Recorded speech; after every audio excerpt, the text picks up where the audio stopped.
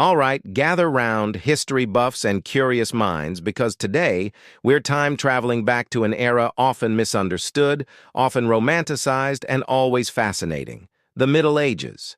We're talking about medieval men, and trust me, their lives were far more diverse and dynamic than you might imagine. Forget everything you think you know about muddy peasants and grumpy knights, because we're about to dive deep into the real stories, the struggles, the triumphs, and the surprising aspects of daily life for men across medieval Europe. Get ready to have your perceptions challenged and your imagination sparked. So, what does medieval man even mean? It's a huge umbrella. We're talking about a 1,000-year span, from roughly the 5th to the 15th century, covering an entire continent. That S-like saying, modern man, without specifying if you mean a Silicon Valley tech entrepreneur or a Mongolian herder. So, to make sense of it all, we're going to explore different facets of their existence, from their social roles and daily routines to their challenges and their contributions. Let's start with the most visible figures: the knights. When you picture a medieval man, a knight in shining armor often comes to mind. But being a knight was so much more than just swinging a sword. It was a rigorous path, usually beginning in childhood. A young noble boy would start as a page, learning manners, basic literacy, and how to serve. Then he'd become a squire, training in horsemanship, weaponry, and assisting a knight. It was years of discipline, physical exertion, and dedication before earning that coveted title. And once they were knights, their lives were a complex blend of warfare, chivalry, land management, and often, diplomacy. They were the protectors, the enforcers of justice, or sometimes injustice, and often the local leaders of their communities. Their code of chivalry, though not always perfectly adhered to, laid out ideals of bravery, loyalty, and courtesy. They weren't just fighting machines, they were expected to be honorable gentlemen, at least in theory. But what about the vast majority of men who weren't knights? The peasants, or serfs, formed the backbone of medieval society. Their lives were intimately tied to the land and the seasons. Imagine waking up before dawn, the air crisp and cold, and heading out to the fields. Plowing, sowing, harvesting. It was relentless physical labor, year-round, often by hand or with rudimentary tools. They cultivated crops like wheat, barley, and oats, and tended to livestock. Their homes were humble, often shared with their animals for warmth. Their diet was largely grain-based, with some vegetables and occasional meat or fish. Life was tough, no doubt, but it wasn't all drudgery. There were feast days, religious festivals, and community gatherings that provided much-needed breaks and opportunities for celebration. They built strong community bonds, relied on each other, and found joy in simple pleasures. It is a testament to their resilience and spirit that they not only survived but thrived for centuries.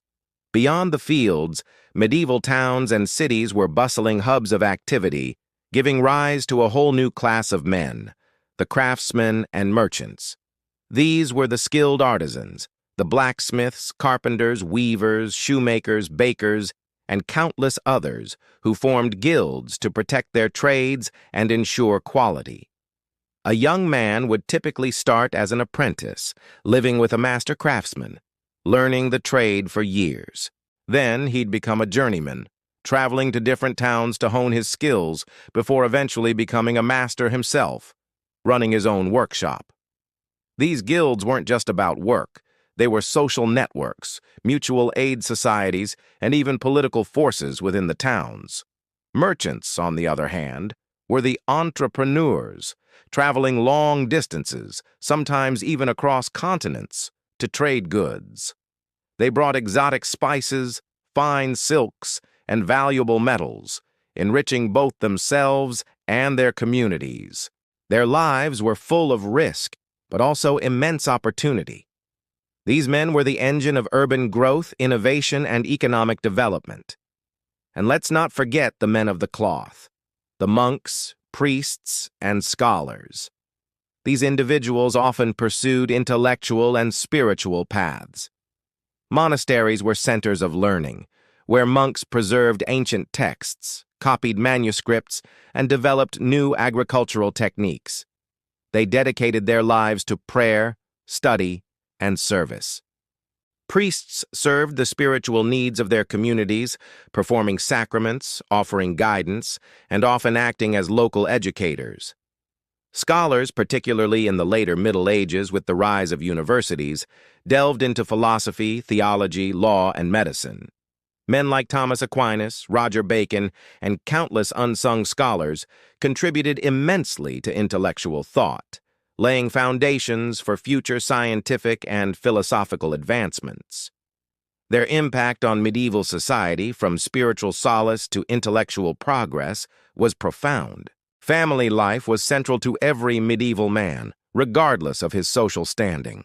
For most, marriage was a practical arrangement, often involving land or dowry, but love and affection certainly existed. Men were generally considered the heads of their households, responsible for providing and protecting. They taught their sons their trades or how to work the land, instilling values and skills necessary for survival. Children were seen as vital for labor and for continuing the family line.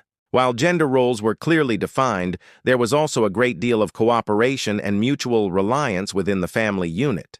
Life was hard, and everyone had to contribute. What about their leisure time? It wasn't all work and no play. Feasting, storytelling, music, and dancing were popular forms of entertainment.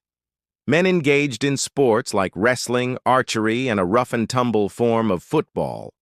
Hunting was a beloved pastime, especially for the nobility, serving as both sport and a way to procure food.